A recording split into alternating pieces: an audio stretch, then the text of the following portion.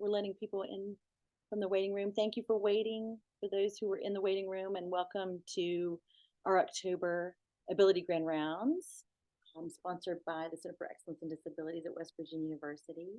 I see a lot of familiar faces, or names at least in some faces, so thank you for joining at late on our side, but early morning on our presenter side. Just a few slides, some Zoom etiquette background, if you will. A little bit about closed captioning is available, so please choose that from the more category in the options at the bottom. If you need that, let me know in the chat if you have any questions or you run into any issues. Please sure to mute your line, but we also encourage questions either through the chat, whatever you feel comfortable with, raising your hand. We do, or we will, excuse me, allow some time for some questions toward the end. So please, we definitely mean for this to be an engaging and interactive session for sure. Use your camera if you feel comfortable, but saying your name is quite all right. And while we're talking about that in the chat, if you could provide your name and your affiliation, that would be great, or your occupation. Let us know what you do for a living. That would be wonderful. Okay. And then at the end, and I'll bring this up toward the end of the presentation, we do have an evaluation. Let us know what you think so that we can make this a stronger opportunity. And if you want to, you can access it either from the link that's on this slide, or take your phone and access the QR code. Like I said, I'll bring this up toward the end because we have more important things to get to, and that is our speakers for today. And again, just so you can make sure that you're in the right place, our presenters are talking about virtual reality as a means of providing experience for increasing empathy, specifically for disability support workers. And I know many of you have that experience, and we have definitely a significant gap for employment here in West Virginia, as well as the United States at large. Our presenters, let me tell you a little bit more about them very quickly. Clare is a research fellow at Johns Richards Center for Rural Aging Research at Trobe University, and that is in Australia. So again, our presenters are joining us, and it's morning their time. Irene Blackberry is the director of Care Economy Research Institute there at Trobe at the John Richards Center for Rural Aging. And then last but not least, Trent is the Chief Executive Officer at Mercy Connect. And so they can tell you, and he's in Albury, Australia. And so they can tell you a little bit more about their work. I'm very excited about it, just meeting them, the little that I've been able to meet with them. And with that, Claire, I'm going to turn it over to you. I'm going to stop sharing mine. I'm going to turn it over to you for your slides. And I just want to welcome all three of you here, spending your time and letting us know about your research. Thank you so much. Thank you so much for that wonderful introduction, Leslie. And Claire and myself and Irene will be presenting a couple of slides for our audience today. But do acknowledge and thank you so much for this wonderful opportunity, notwithstanding the time difference, and you're in the past or in the future, but very happy to be here today. We did originally have this presentation done a couple of months ago for a conference with the Trobe, and it was "Do They Really Care?" was the title. And I think we've toned it down to make it more palatable, but it is a fundamental question when we're providing supports for people with disability about how do we know that the people that are providing those supports and the people in the industry do actually care and understand what it is to work with someone with a disability. Slide, thanks, Claire. First of all, I must give and want to give an acknowledgement of country. In Australia, we have First Nations people, and we acknowledge them as the traditional custodians of the lands, the sea, and the community of which we live. I do pay respect to any elders past and present that are present today, and extend that to all Aboriginal and Torres Strait Islander people. Mercy Connect provides a range of services across the New South Wales state, which is a state in Australia, and that's the Wiradjuri people. And we have a number of staff and clients and people with disability who serve that identify as Wiradjuri. And La Trobe University in the Wodonga campus, which is a sister city to Albury, undertakes learning and research and within that same catchment area, but in the lands that are Dahara and the Waruri peoples as well. At the moment, you may have seen some very much media around The Voice, which is a constitutional referendum happening at the moment, where 97% of non-Indigenous people are voting on the future of the voice and having constitutional recognition of our First Nations people, which represent 3% of Australia. It's a strange politicised situation. It doesn't reflect the sentiment and the sincerity we have for our First Nations people. And so knowing that I am very much a yes supporter, that the voice does get up, the constitutional recognition is achieved, and there are better outcomes for our First Nations people who do have lower lifespans, worse health outcomes in our country. And it's something we need to remedy as we go forward. Thank you, Claire. So I thought, first of all, Leslie, it's worth for our audience to give a bit of a picture of what's happening in Australia with disability. And you may have seen some of the research, you may have read some of the articles or seen some of the published publications. It's a pretty dire situation. We have at the moment a new scheme that's 10 years old called the National Disability Insurance Scheme, effectively a universal health scheme, or should I say an insurance scheme, that makes sure anyone who has a disability is covered and provided funding and supports under a choice and control model. Now, with that first graphic there, at the moment, the margins in providing service are so poor and getting tighter by the year that at the moment, 36% of organisations were predicting a financial loss for the financial year past. And a recent benchmarking survey I saw, it was 67% of organisations were expecting to make a loss. This has transitioned from what was effectively block funding or bulk funding, where funds were given to an organisation and they would run the services as they saw fit. Now the money has gone into a consumer-led model where those funds sit with the client, as it rightly should, but then they direct those funds to what services they require.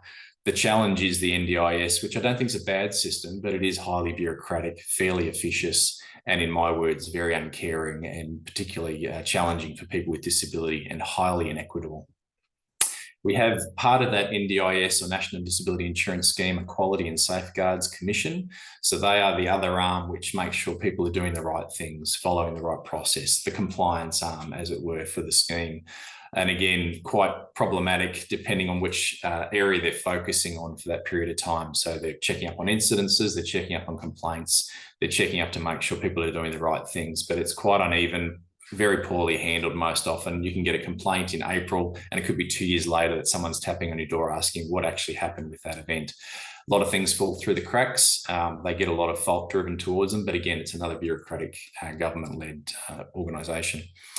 Higher up, and not in any way besmirching this particular organisation, but it is indicative of that gig economy. We now have workers who are able to register through third-party agencies and providers, the tech takeover of disability, and people are able to get direct supports basically through the web or through the application. What challenges that creates is, what's the standard of practice that the person they're hiring has? What's the quality mechanisms around them? What's the controls? And what's the background from the person they're hiring? So we're seeing a commoditisation, but also a technological advancement of our disability service provider, higher up being one of them. But it does make organisations like us and others need to be more nimble and more forward-thinking about how we provide our services for the next generation of clients. We have an interesting situation. I talked about the NDIS, and we, Mercy Connect, are a registered provider under that scheme. There's a whole bunch of others that are unregistered, which means that they have different rule sets, which basically means that they don't have to have the same learning and development impost. They don't have the same reporting requirements. And in fact, the people that work for them don't even have to have what's called an NDIS worker screening check. This makes to make sure that they're actually appropriate to work. And I say that because if we terminate someone in their workforce because they've done violence, abuse, neglect, exploitation, or fallen short of the standards that we have, they can not get an NDIS screening check for a registered provider, but they can certainly go and work for an unregistered provider in the same industry, or in fact go into aged care or to childcare and provide that same care. So it's a very fractured system. Or in fact, they could start their own business and in fact take our clients away and run that themselves. So we're really running in this unregulated but regulated space. It's quite a legal fiction, as it were. We have two major political parties here. We have the Liberal Party and the Labor Party. We had a Liberal Party, or a coalition party, which was Liberal and Nationals, which is the country and the Liberal Party together for the last number of over a decade. Labor Party came into power more recently.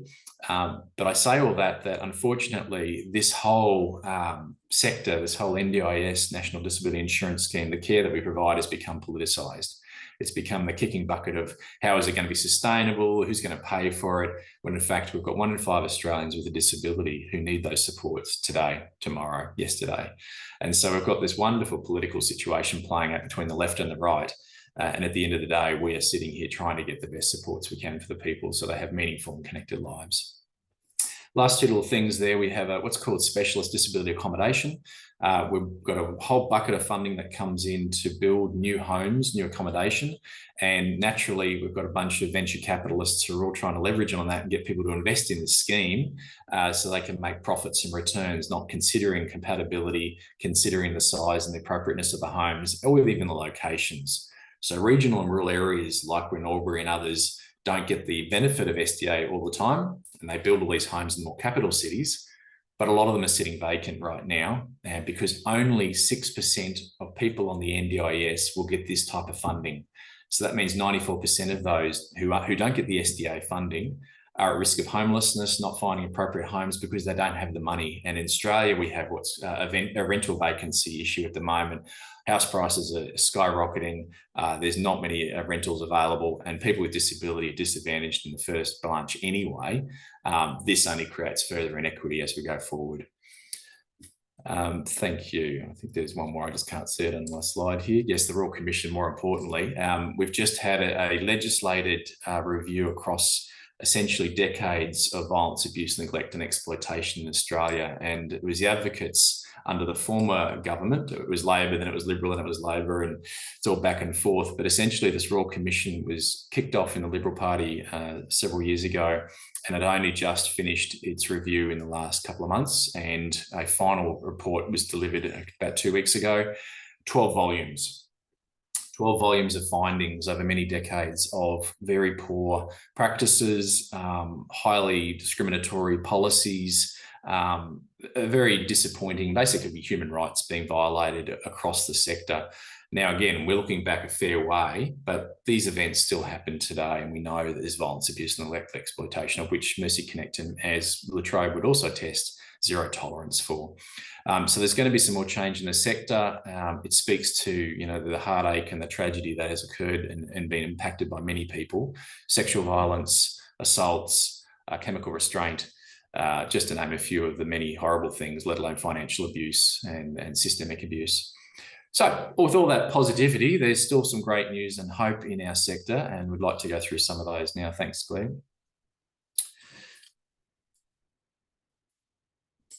So I touched on the fact that we do, look at this workforce and look at, what's needed going forward within that context of NDIS, the Royal Commission, the politicisation of the sector. But at its simplest, we have very low paid workers who are often unqualified, who have come from other sectors, may have no disability experience.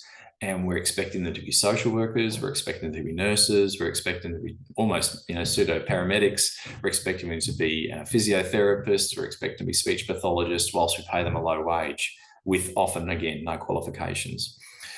We then also have what's called the casualisation of a workforce, where we have staff who may work for us for a series of hours or days per week, and they may work for another provider. And so we don't have that opportunity for standardised practice or, making sure that they are entrenched with the people that they work with and understand their needs. But at its simplest, and this is where the spirit of Clare and Irene and Trobe and I working together, is really what's their care factor, what's the empathy they have for the people they work with. And that's what spurred, part of this work that we did. And we want to understand that, their heart and souls are driven for service. And that's where we talk about that in Mercy Connect and our background with the Sisters of Mercy. Thanks, Claire. So by background, and I'm handing over to the very capable, very wonderful Clare very shortly, but how did this idea arise? Well, back in the day, 4 years ago, I used to work for the Royal Flying Doctor Service in Queensland. You might be familiar with the fabulous RFDS, the iconic, nearly 100-year-old service which provides aeromedical retrieval and frontline primary health care to people in rural and regional areas of Australia. Started by Reverend John Flynn a long time ago. This job that I had as the clinical governance lead there as an executive, there was an opportunity to work with a startup group, a young bunch of guys from Valley General Hospital was the name. It's actually Valley General now, and they're not a hospital. They just thought that it gave them more credibility if they called themselves that. But these were young men who built PlayStation games, and I got introduced to them, and we built, and you can see that second image there, effectively a virtual reality experience of being inside one of our Beechcraft 350 aircraft, and doing a ventilation exercise where there would be a patient on the gurney, and you would then connect all the pieces together and do a non-invasive ventilation during that flight. And you can look out the window and you can see the red earth of Mount Isa and Ayers Rock, and you can be inside and hear the auditory sensations. And at that same time, I was invited to do the virtual dementia tour with one of the aged care facilities nearby in Brisbane, Queensland. And what I didn't realize is they were trying to sell a package to me. I thought it was a wonderful opportunity to experience this program, but I went to the facility and I did a pre-survey, and then I put on this goggles that sort of blurred up my eyes. I then put on some earmuffs that blocked my hearing. I put on some gloves that gave you the sensation of neuropathy and things, inserts into my shoes. And then I experienced what it was like to have dementia for the various aspects. What I didn't realize is all those people you can see in that photo were all the actors, and I was the only one there for the day, and they did it all to try and sell me the product. What I walked away with was thinking, why can't we do this with VR in some way and save a whole lot of resources, make it easier to use across a workforce, and that then burgeoned the journey of building this particular application we're sharing today. Thanks, Claire. So, key to all of this and developing what was immersive. Now, immersive, you can see we've snuck in that wonderful word mercy, and immersive being a very clever twist on the immersive experience wasn't my idea at all. It was Carolyn Cummins, who would be joining us today. Unfortunately, she is unwell, but she came up with, she slipped up and said immersive, and I thought, that's brilliant. And she said, I didn't even know I meant to say that. So we've now registered that name, it's trademarked, and she gets full credit for coming up with this very clever title. But immersive is the virtual reality module that we've created in partnership with Trobe, Valley General and Mercy Connect. The key thing for us was those words of co-design and co-production with people with disability and their family members who could express what the sensation, what the feelings were like. Now, we're not naive to think that we've created something that's pitch perfect, that exactly is what it's like to have a disability, but we're very confident that we've got some elements that reflect aspects of having a disability within the design of immersive, that first module. So we talk about that. Thanks, Claire. And then the key thing was to create technology that anyone can use, buy off the shelf and use as they see fit. And there's Carolyn pictured placing that on Kim there. If I've got that right, Claire, that's Kim there getting the headset on. And as you can see, it's the very simple Oculus Quest, you just need a little bit of space and you measure out the room. But this technology is not prohibitive, not expensive, and certainly able to be used. And the immersive module is saved onto the headset, and you can take it anywhere. And we now use that in multiple formats and settings, which I'll cover off a little bit later. Thanks, Claire. So now we'll do a very quick demonstration of what it's like. Now, again, you're seeing this in 2D, but what it's like when you're inside the facility. You're now in what would be a very standard 1980s style home here in Albury, Wodonga. You've got all the mod cons you'd expect to see in a home of one of our clients who might be receiving some outreach or drop-in supports. And when you're in this environment, if anyone's done virtual reality, they can often be a vomitron where you feel very nauseous and your head is spinning, but the full immersion of the experience is nothing like that. It's breathtaking. You are living and standing in this space, and you'll hear your heart beating through the headset, beating, beating, beating. And as you look around, there's further activities that the prompts and the module require you to do.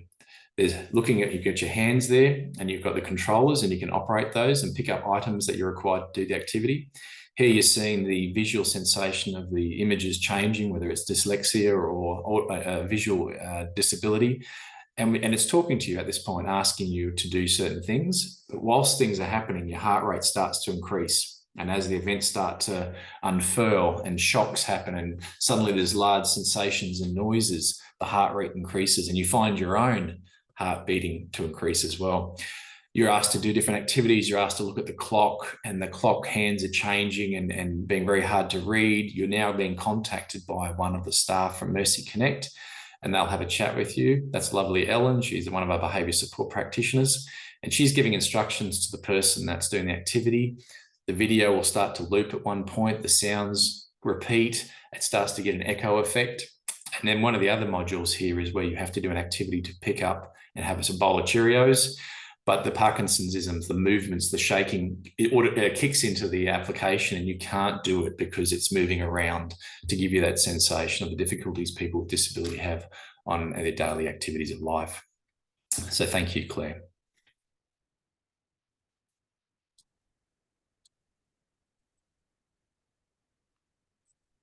Over to you, Claire. Great. Thanks, Trent. My turn now. So I'm going to talk now about the research part of the project. Trent's introduced the background to how the project was established and what it looks like. So as we started to explore this study, we did some background reading and found that empathy has in fact been taught in medical education using interventions like patient narrative and creative arts, writing, drama, communication skills, problem-based learning, interpersonal skills training, patient interviews, and experiential learning. So experiential learning is taught in a number of ways. The Felt Experience and Empathy Lab, which is a very interesting website, which you can search for and have a look at their resources there for creating empathy. They've used creative arts, quizzes, self-assessment, self-reflection, and video and audio resources to help people develop empathy. And I think that on there is one also about dementia empathy, which was quite interesting. Universities have used empathy suits. So that's a bit like the experience that Trent was talking about before, where he was given items that impaired his sight, hearing, and movement. And those empathy suits are designed to help the wearer to better understand the experience of living with disability. And then there's also written and verbal instruction, modelling, role play, and small group practice. So they're all methods that have been used to promote empathy. And virtual reality has also been used to help people develop empathy. There have been studies that show that virtual reality can build empathy and compassion in informal carers, in students, and in health professionals, particularly working with people who are living with dementia, people who are living with schizophrenia, and also for people who are living in poverty. So this is the work that's already been done before we started our study. And although these studies showed a lot of promise about the use of virtual reality, there are a few of them and their evidence is fairly weak. And there also wasn't much evidence about the use of virtual reality specifically to develop empathy in disability support workers. And because we had custom designed immersive, we wanted to learn more about it. So we decided to engage in our research. So our research method, we used a feasibility study, which is described by Alsmond and Cohn in 2015. And there are 5 key issues that they suggest you need to address to determine if a larger study will be feasible. So essentially we knew that we were working with a rural population, so we wanted to look at a smaller study before we did a larger study. So this is setting up for a larger scale study. So the first element to be considered is, can appropriate participants be recruited? The second element, are the data collection procedures and outcome measures suitable? The third are study procedures and the intervention, which in our case was immersive, acceptable to participants. Fourth, are there sufficient resources and staffing to manage the intervention? And fifth, does the intervention show promise of achieving its intended purpose? And the results that I'm going to present today are about the fifth element mostly, but we'll talk more about the first 4 elements when we come to discuss our work a little bit. So we used a survey which was completed with participants before and after they used immersive, and we did a focus group that discussed their experiences of using immersive after they'd completed the training. Each survey consisted of 2 different surveys, and you can see their names there. So the first survey, the EMPID, is a self-report. Both of the surveys, in fact, are self-report surveys. There are 28 items on the EMPID.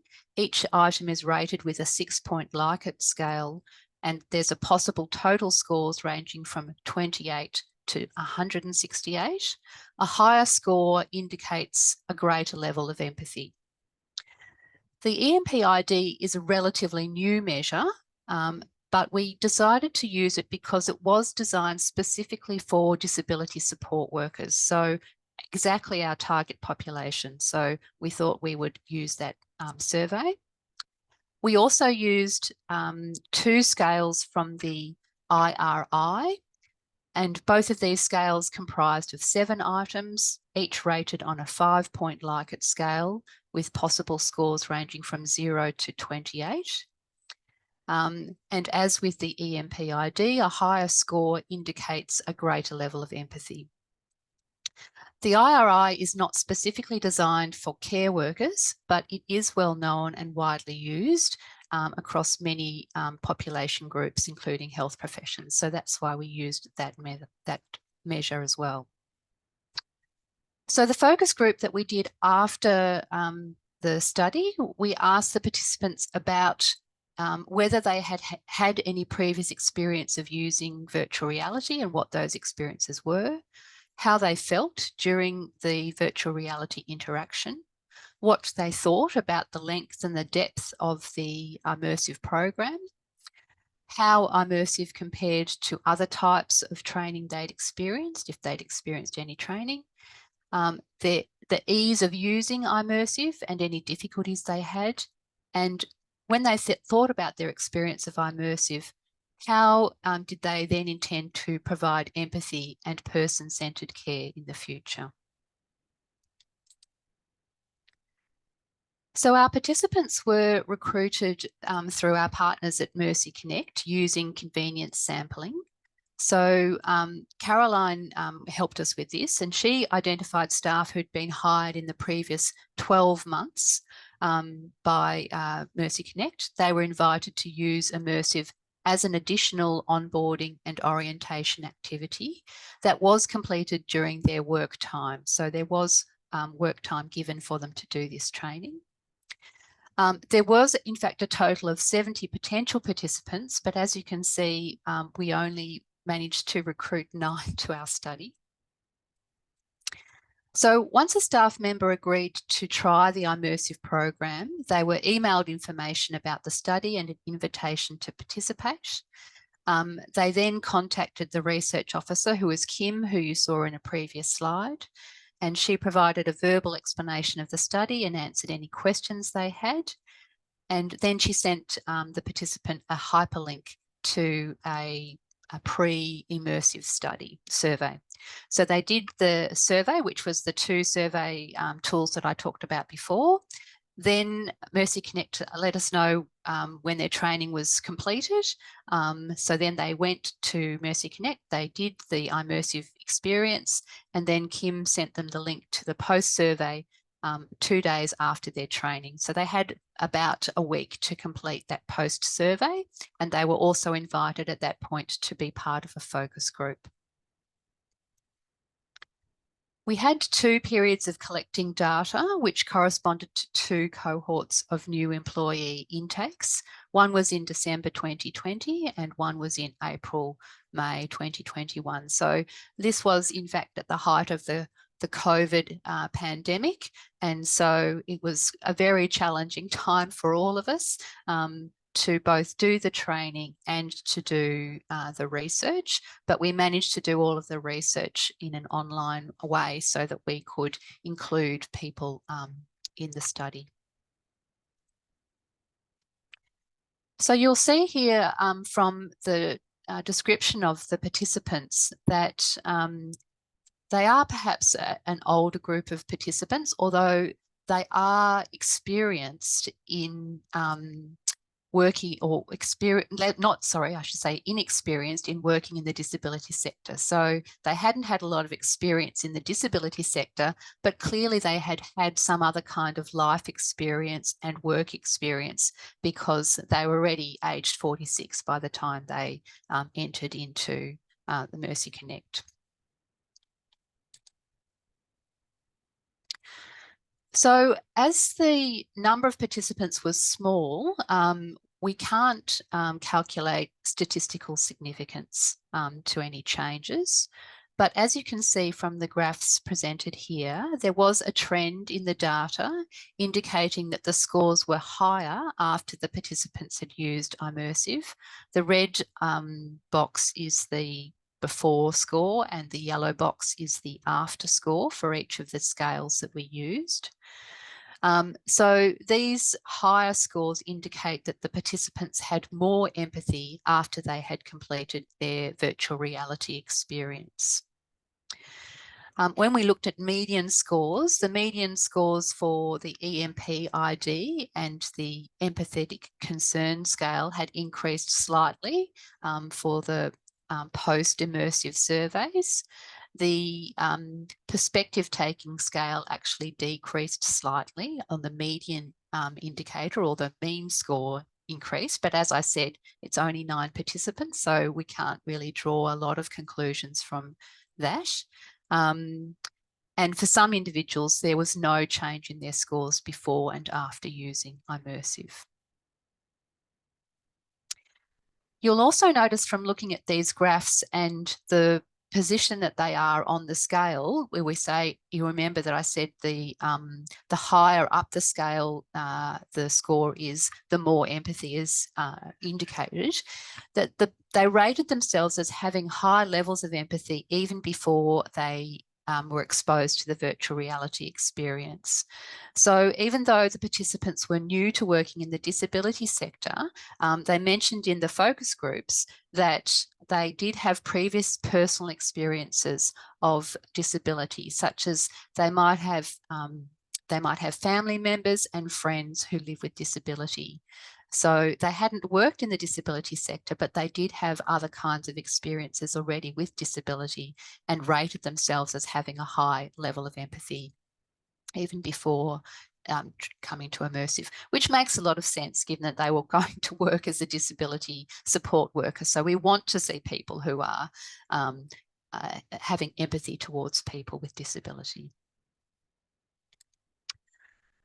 So then we come to the focus group findings, and there were 3 main findings from the focus groups.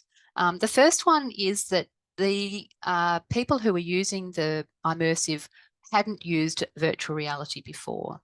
So it was a new experience for them, but they really enjoyed it. So one person said, "I've definitely never used anything like that, but it was very cool." And another person got completely engrossed in their virtual world. "I got totally absorbed. In fact, this person got so absorbed that she nearly sat down on the virtual couch and fell over. She didn't, but she was completely absorbed in the world." There was also another participant who talked about having difficulty manipulating items in the virtual world, and he wasn't sure whether that was due to his own lack of experience with virtual reality or if it was a deliberate part of the experience to mimic the challenge of disability. On reflection, it's probably a bit of both for that person. We certainly did, as Trent explained, we did describe make the virtual reality experience to be difficult to manipulate items, to mimic the idea of what it might be like to live with disability. But there is also, of course, that unfamiliarity with virtual reality. And if you haven't used it before, it can feel quite strange to use. And it's not a seamless experience. So as I said, even though the participants had already rated themselves as having a high level of empathy, they nevertheless felt that their experience of using immersive helped to deepen their empathy even a bit more. So I'm going to read out just a couple of quotes from the participants. It sort of gave me a good comprehension of why they've got the maladaptation and all the behaviours. So the they there, of course, is people living with disability. They're the people they're working with. Because it's just so intense all the time and so frustrating. I couldn't imagine living with that level of frustration where you just can't do day-to-day things, and why it's so important to them to just do the things that I take for granted. Some of the participants I care for, they take delight in being able to do the smallest things that I think are insignificant. And you can see why. Their lived experience is so different to mine. And another person said that it helped deepen her empathy. It provided me with the understanding that I need to be patient plus 10. I would have been patient previously, but I now understand the need for that patience. So it makes it easier when faced with a difficult situation to be able to realise it's not about me. Whereas I think before this experience, I may have thought I set someone off or I did the wrong thing, rather than understanding that actually this is just a fundamental need of this person and it's not me. That allows you to depersonalise it enough to provide a little bit more service. And the third finding was that the virtual reality was a unique way of learning. So as we'd hoped, this first-person experience of being immersed in virtual reality was effective in helping to develop empathy. A lot of people hadn't had a lot of training, but they had done reading, and as I said, they've had experience with people that they know who live with disability. So one person said, I haven't had any other training or anything like that. A lot of mine comes from life experience. I think the virtual reality actually helps you better understand, because as much patience and perseverance that you have, the virtual reality actually shows you what they're feeling. It makes you think about better ways to approach a situation or a behaviour. It shows you that you really do need to listen. Feeling what someone else felt or seeing what someone else sees, I think could possibly be the best type of training there is out there. And another person said, I just feel like you could probably read as much as you want about how people with disability do live, but it would never be able to compare to actually experiencing it. You can read about overstimulation and go, oh yeah, that makes sense.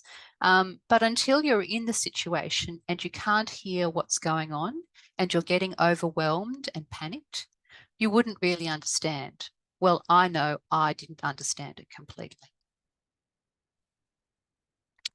So that's the findings. And now back to my colleagues, Trent and Irene, to talk about some other issues that we're talking about today.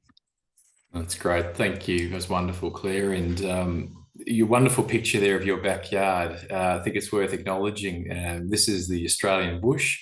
And I wanted to give you context of Mercy Connect provides services. If anyone's been to Australia knows the vast distances, that tyranny of distance. We're based predominantly in New South Wales, which is on the lower east coast of Australia. But that distance, people can't get their head around sometimes, or how far it is. But I think you'd have an appreciation of that in the States there. People in Europe don't often understand how far it is to travel in Australia. But what's really important for us is, as we go forward with our workforce, and we are particularly in rural and regional areas, we need to look for more novel ways to give our learning and development opportunities, and we invest heavily in that, but also using technology to enhance that where we can't get a trainer face-to-face. So whilst we've built immersive, and it was really just to shift the thinking, it's been a very older mindset. There's not much money invested in disability. It's a very tired sector. Well, this was to invigorate and say what's possible and what more could we do with virtual reality. And whilst it wasn't statistically significant, we certainly got enough feedback to say that this is a methodology and a modality that we want to continue with. Probably the next slide there, Claire, if that's okay. And I'll invite Irene to comment then just on the industry partnership, but certainly approaching the John Richards Centre for Rural Ageing Research. And I can't speak more highly of Clare and Irene and the team. It's just been a wonderful partnership, which is now burgeoning further research between Mercy Connect and the Trobe and the John Richards Centre for Overall Ageing. But we did, not being too grandiose, but we're successful as a finalist in some Australian tech awards around the application we built. And one of the gentlemen there, Craig, was one of the developers and designers of Immersive through Valley General. The research has been published and led by Clare and the team there, a wonderful paper which you can access for free online. And there's a photo of us all looking very dignified at some event. But Irene, what was your thoughts? And when we first approached you, this bald man with a vision, and where did you take it from there? Thanks, Trent, and thanks, Claire, for outlining, some of the work that we've done. And thank you, Leslie, obviously, for the invite. So it's great to be here. I think, for those of us, who are researchers, in the room, we know that, it will take at least, 15, 16 years before any research evidence, is being adopted and translated. So it's a long time. And one of the ways that, we're trying to bridge that gap, to reduce, the length of time is by increasing the number of partnerships, that we do, not only with, with consumers or end users or, carers, people living with disabilities, but also with industry partners. So, I was very excited, when Trent came to see me with, with this opportunity. Before COVID, he was saying, hey, he got this great idea, and, he was saying that, he's going to build this no matter what, which is good. And, I threw a challenge to him then, I said, well, you're not going to make a difference, unless you actually do a proper evaluation on it and, share the findings, and, also, have a solid, I guess, research evidence around it. So that brought us to seeking for funding opportunities. And initially, we were very excited, to be shortlisted in the internal grant within our university. And, we were unfortunately unsuccessful. We were the runner-up, which is, not good. But, I guess, like we following this conversation, obviously, with Trent and with the General Valley, we've decided that, well, let's just do it, really. I think, when there is a will, there is a way. So, it's been, fantastic, I guess, to be able to learn from Trent and the team, from, obviously the General Valley team as well, the tech people, and, for me and Claire, and the team at La Trobe University to learn more about, how we can actually not only, I guess, learn from, the end users, but also from the industry partners, the tech partners, how we can all work together and make a difference, So it's been a fantastic experience, and, certainly, glad to see that, we started off before COVID, obviously, with a view of, trying to do a larger grant. And unfortunately, we were unsuccessful, so we had to tweak, what we initially proposed, to make it a bit more doable, with funding from Mercy Connect to make a start on this project. So I'll probably pass on again to the team, to discuss with you about, what we're doing now, I guess, with the iMercy. Thanks, Irene, and appreciate that feedback, and I agree and certainly emulate that we are greatly in partnership with La Trobe and yourselves, and the work that we'll do with some other areas of intellectual disability and supports will lead to other research. Now, we're very keen that this work is available not just within Australia, but internationally. And for those that have joined us online and have their own Oculus Quest sets or some form of Oculus, you can download that application on the site there. That's the Quest store or the Steam store. There's a whole range of different ways to download it. But someone did leave a comment on there. This just seems like shameless marketing for Mercy Connect. And I said, well, that's only half true. It's, there's an element that we wanted to showcase that this is possible, and that even a player like Mercy Connect, we're not the biggest. We consider ourselves the biggest of the smalls. We have, again, locations all up New South Wales, about 290 staff, and we look after 260 or so people with disability and growing in that regional and rural area. But what we were so heartened to see is, and there's an example, we've got other studies now picking up this module and using it in assessing that tool and getting some wonderful feedback through secondary and primary research that's been conducted by other international studies. And that when we stumble upon these every somewhere, you shamelessly Google your name, you shamelessly Google your article, and you find their citations. That's a real special moment to know that people are using it and there isn't anything else out there that's doing this same process. We're using it, as I said, for marketing purposes for younger people coming into the sector. We do it at trade stalls. We do it to encourage people to come into the sector, but also when people start with us, we do that now for induction and orientation.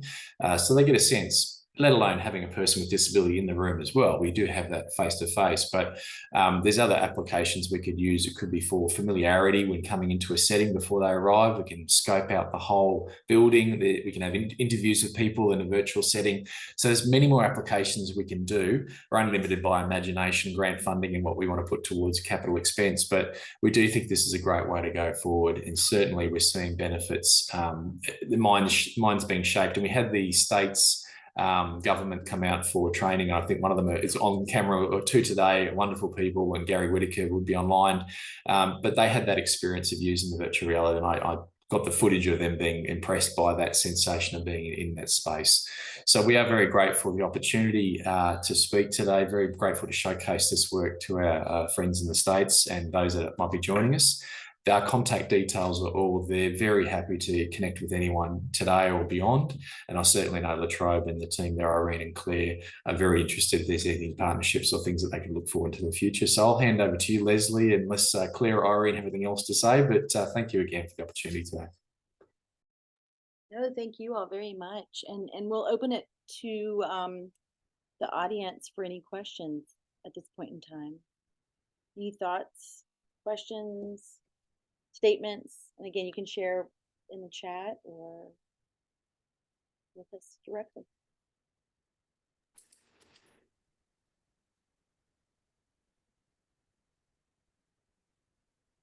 Okay, I'll jump in then while people are thinking.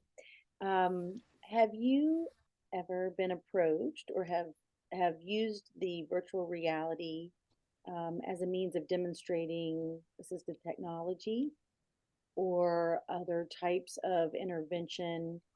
And I'll get at why I'm asking that. But has anyone approached, or do you have other modules that show how AT could be used to overcome some of the experiences that you're showing in this module? Yeah, there's another desire for us to go to the second module. I'll also invite Clare and Irene to speak to as well. But our next thinking for this is potentially almost a choose your own adventure for behavioural escalation, de-escalation. So the term behaviours of concern is so outdated. It's behaviours of protest. It's behaviours of frustration, and rightly so. We've got people who can't be understood, who are unable to verbalise. So we do have behaviours that we see escalate, and we want to train people to learn how to de-escalate. And virtual reality, as I say, could have someone in front of you, arcing up, swearing at you, and we do have lots of those situations that arise from time to time. And so therefore they can choose the adventure of the response, and then it can either take the pathway of the behaviours up or down. And that's a really important skill set our teams have. The other one, as I said, is about how people can be exposed to a home and understand familiarity with setting of where they're going to be working and whatnot. So again, limitless opportunities, but we're trying to find those ones that are practical and useful for the staff. And obviously I'll invite Clare or Irene if there's any further thoughts. Yeah. Can I just say, Leslie, probably this is, of interest, I guess, Clare and I do have a student at the moment, a master student, looking at the use of VR in needle phobia. So it's a way, it could be related to this area, but, what I'm trying to say is that, there's a lot of opportunities there, I guess, that how the VR actually can be used for training. So not only for training the health workforce or disability workforce, but also, how we can work better, I guess, with the clients, with the people living with disability, or even the carers, the informal caregivers. That's wonderful. And related to that, so Leanne put in the chat, how many disabilities can virtual reality be used for? I mean, is there a limit? Is it Is it? It probably just depends on your imagination, really. I mean, I think that, and it'll depend on the advances in the technology as well. So we are seeing advances in technology all the time. And so it's really just about, you know, how that experience can be simulated in the virtual reality environment. And I think that's really the advantage of the virtual reality with disability or any kind of experience, is that it gives you that first person experience, which you can't really get from other forms of or other types of learning about experiences other than the real lived experience, which of course gives you the ultimate learning. So I think that it really depends on your imagination. Would you And happen to Leslie, sorry, Glenn, go ahead. would you happen to know if there is such a program in existence for autism as something that's definitely coming up on the rise and a lot of people just don't genuinely understand yet? Yeah, great question. I'm not familiar with anyone else doing things, but I know there are people talking about this stuff, Leanne. So we would like to think that I wouldn't say bleeding edge, but we're getting in the cutting edge space of, you know, trying to promote people to think that this is a way forward. I will say that I've seen virtual reality used for people who are in shared homes or are physically limited in terms of travel and distance to use virtual reality to experience, you know, virtual holidays, as it were. They can go over and walk the streets of Italy and whatnot using virtual reality, which has been really great. And on a board with the Albury Wodonga Health, which is one of the health services here I'm on, they're using virtual reality to Irene's point for procedural distraction. So I think there's lots more opportunities, but I'm not familiar with anything specifically with VR with autism. Having said that, some of the elements we've drawn into this module emulate aspects of it for the two parents that we did the co-design with. Their two children had autism or have autism, and we got as much information as we could from them and their children to understand what it is we would be emulating. So there are aspects of autism covered in this module, but certainly not a dedicated autism module for virtual reality. Thank you for answering my question. Thank you for all that you do.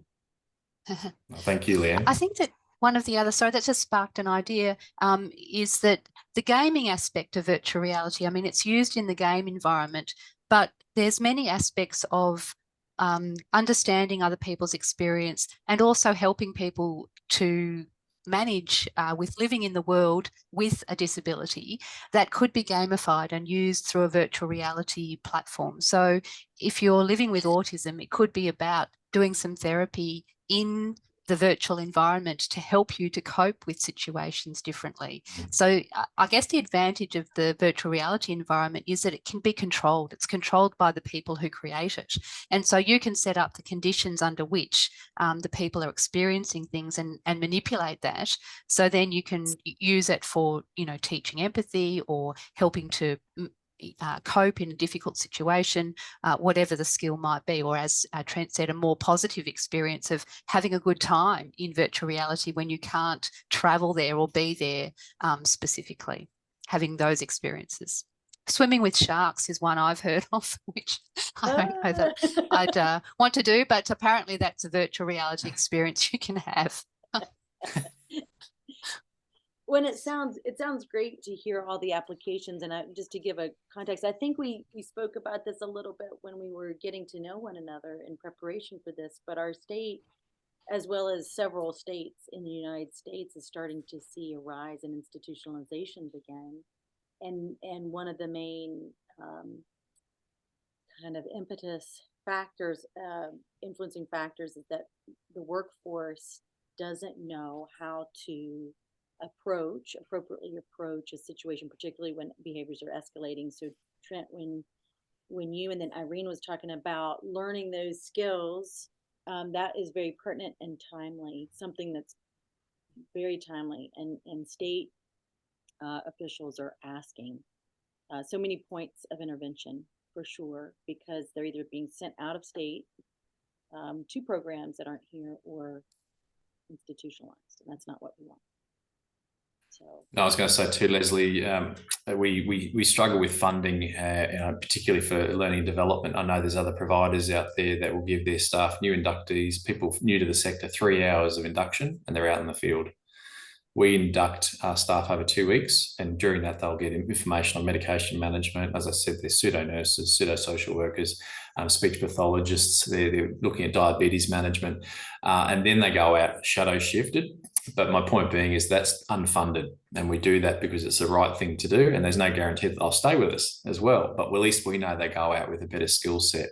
So if we can find more tools like this and integrate that into our training, and modules that are experiential, and they can even do stuff at home. And I think, we know VR is coming. We know Zuckerberg's trying to get Meta up again, but we think that there's obviously that generation coming through. This will become much more familiar and just day to day. So we've got to be ready for that.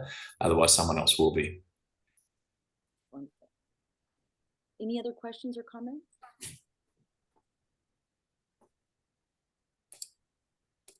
All right, we have 4 minutes till 7 our time. You still have the whole day. Again, thank you very much for sharing your work. I did share one of your manuscripts, the one I initially saw, and then I encourage everyone to investigate what they've been able to do. This is only the introduction to learn a little bit more about that, and I'll be sharing more as well. But thank you so much for your time and your expertise with us today. Everyone take care. Thank you, Leslie. Appreciate it. Thank you. Thank you. Have a good day. Thank you. Bye.